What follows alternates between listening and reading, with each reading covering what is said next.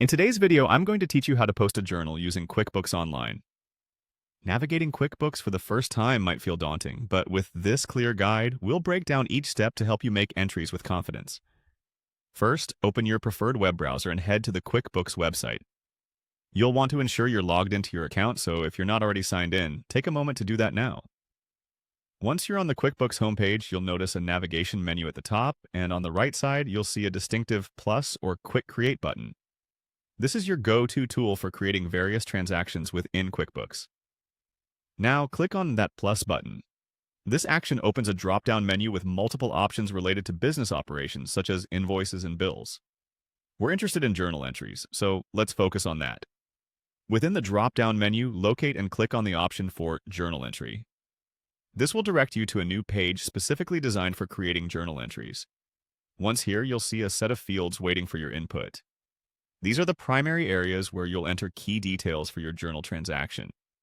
Typical information you'll input includes the date of the transaction, account names, and the respective amounts for debits and credits. An essential tip here is to ensure your debits and credits are balanced, as QuickBooks requires this balance to successfully save the entry. If you're unsure about these entries, it's always a good idea to consult your accounting records or reach out to a financial professional who can guide you on the specific details to include. This ensures accuracy and helps maintain the integrity of your financial statements.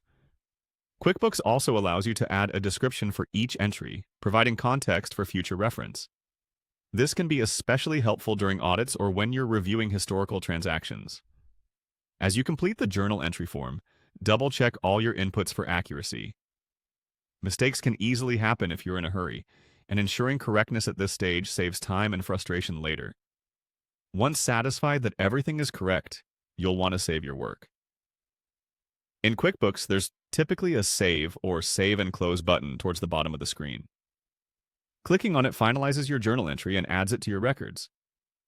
Remember, if you need to make any changes after saving, QuickBooks allows you to edit entries by navigating to your reports and finding the specific transaction you wish to amend.